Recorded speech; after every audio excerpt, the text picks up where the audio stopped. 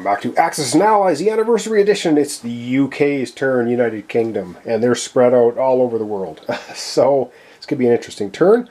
They have huge buying potential. They start with 43 industrial production certificate units. So we first up need to figure out what it is the UK is going to buy or purchase for their production. They're currently sitting pretty good. They got a battleship. They've got a couple of transports. They got a transport over here in India, the destroyer. They didn't get wiped out here in Egypt. Montgomery did a fine job there. And yeah, so I think, and in Australia, they're still looking pretty good. 3 infantry, artillery, a destroyer, and a transport. However, the Japanese are looking pretty threatening, to be honest. Okay, first up, we're going to be purchasing units for the United Kingdom. So with 43, let me figure out what they're going to do, and then after that we'll get into their combat moves. Alright, what the UK is going to purchase with their 43, they're going to get 1 cruiser, 2 transports, 2 artillery, and 3 infantry. Gee, I wonder what they're up to. So yes, that's what they're going to do. And now it is time for them to do all of their combat moves, so let's figure out what they want to do with those. Alright, one no-brainer combat move for the UK is to fly their 1 fighter out here to Sea Zone 15. That's going to leave it a return flight of 3, attacking the transport, which it will just sink because there's nothing else. Transports can't fight back in this Anniversary Edition. So there you go, that's that. I think they've got some cleanup to do around Europe there. Let's have a look and see what they want to do there. Alright, here's the big issue. We have a cruiser, a German cruiser sitting in Sea Zone 6. But I think we're going to take the battleship 1-2, move it in there to take on the cruiser, and they will also fly out 1 of the fighters, so that's a 1, it'll have a 3 back. So taking on the cruiser is a fighter and a battleship, and now they're going to land in France, because of course Germany made that bonehead move at the beginning. I know I'm not a strategist, please don't please don't kill me in the comments for poor strategy. I know, I do what I can. So they only have 2 infantry and a fighter here in France. Yeah, easy pickings, I think. We'll see. They're going to bring in their bomber, which is going to go 1-2. So it's going to have a range of 4. And there's no anti-aircraft there in the Anniversary Edition. So it can move 4 after that. The fighter can also go 1-2.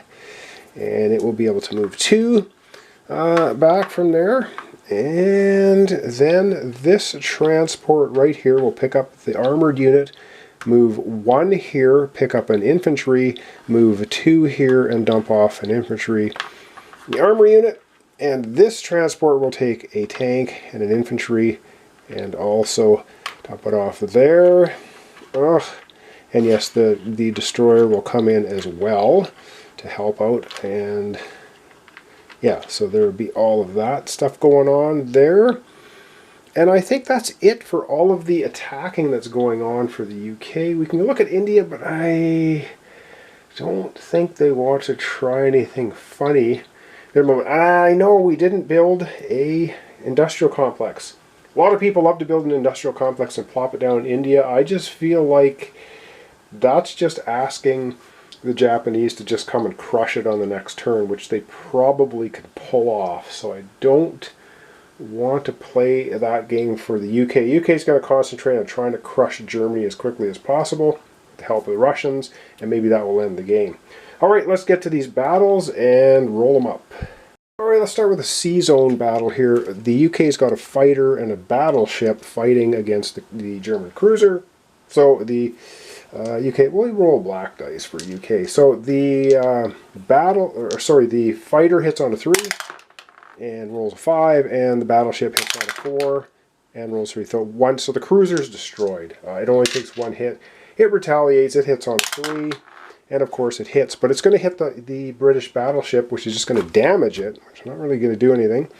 So the bottom line is the battleship and the fighter have destroyed the German cruiser. Not a problem.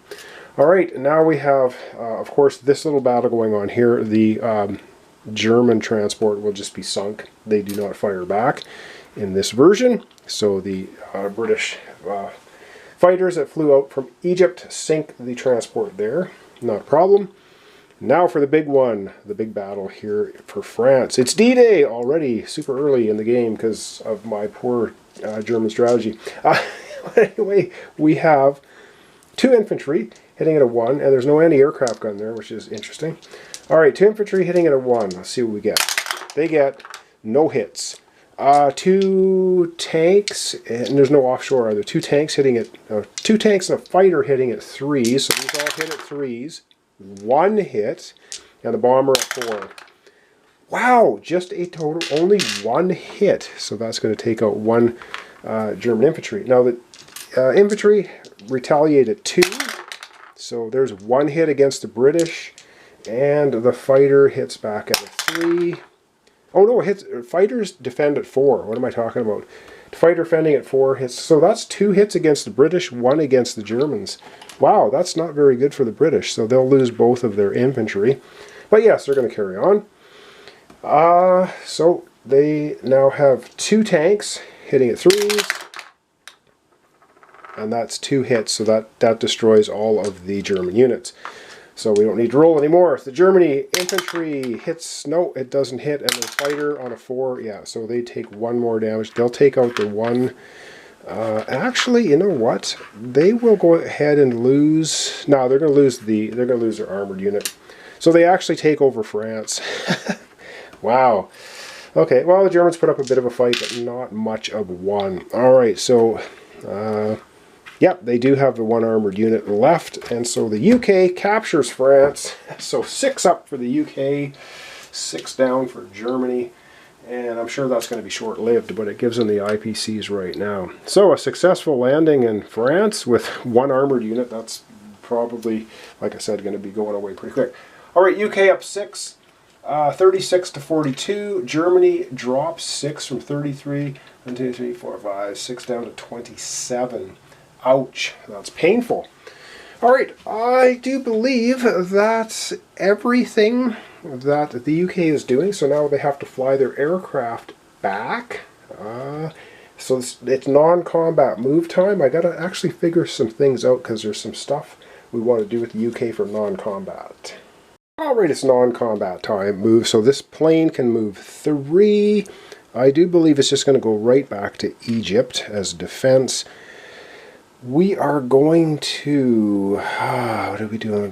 We're going to leave those guys, I think, where they are. This plane is going to go back to the UK. The bomber will also go back to the UK.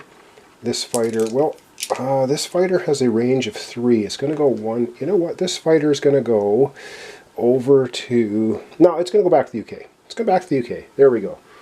Are we going to move anything else anywhere in the world? Let me think about that. I think we are going to take the transport here and get it out of harm's way. We're going to leave the destroyer here, though. Yes, so that they're going to have a little bit more difficult time getting in here. The transport, though, we're going to move it 1, 2 down to here, down to this sea zone. We might be able to. And you know what? In South Africa, I think we'll move these 2 up to Rhodesia. There we go. Where the transport is. Okay, now it is time. That's the end of all of the non-combat moves for the UK. Oh, except for 1. Way up in central or western Canada, we're going to move over to Alaska just to shore up in case the Japanese get any funny ideas about popping over to Alaska. There we go. That is the end of the... We do have some ships down in Australia, but I think we're going to just leave them where they are. Alright, let's place our units down for the UK and see what we're going to do. Alright, the UK has quite a few units to go down. So they're going to drop down the... Put that there. Yeah, they're going to put the cruiser and the 2 transports here. Or actually, no, we should put everything in C-Zone 6 because we got the battleship there too. It only makes sense to put all of the UK new transports in here. Oh man, there we go. So now we got a battleship, cruiser, 2 transports right there. It's all good. And then of course we have the 2 artillery built and the 3 infantry built. All right, it's looking okay. Of course we have 1 armored unit in France. I think that very quickly is going to end off what we're doing for the UK. So I think we're going to back camera out and we're going to wrap up our episode for today. Alright, well that was a bit of a shortish episode. I didn't want to move any of these guys and I just kept hemming and hawing about Transjordan, but Italy's going next and they got a huge fleet. Italy could pop in here and take out Transjordan. But they're going to have to backpedal a bit and help out Germany now reclaim France. So there's that, and the UK is building up pretty good, although they don't have a ton. Well, they do. They've got 3 artillery and 3 ground units now, plus a couple of planes. So, and some offshore with a battleship and a cruiser. So I don't know. Germany might be in a little bit of trouble at this point. Anyway, Italy's going to be going next. They've got quite a bit of stuff they can actually do, despite being a small power in the anniversary edition. Alright, thanks so much for watching along. Thanks for your comments, subscriptions, likes. This is Axis and Allies anniversary edition. We're doing a 1941 playthrough. I'm not a master strategist by any stretch of the imagination in any way, shape, or form. Like I said, there are masters of this game. I think there's tournaments and everything, so people know what they're doing. I play for fun. I try to somewhat strategize, and of course I mess things up. And it's a dice chucker game too, so luck can swing one way or the other. We'll see. Alright, up next episode tomorrow, Italy is going to get their chance to go. It'll probably be a shorter episode, but that's okay. I don't mind. Some are going to be shorter, some are going to be longer. And then after Italy, of course, the last power will be the US going after that one. So thanks so much, everyone, for watching along. I really appreciate it. Helps with my channel. And I hope to see you tomorrow for the continuation when we get into Italy's turn.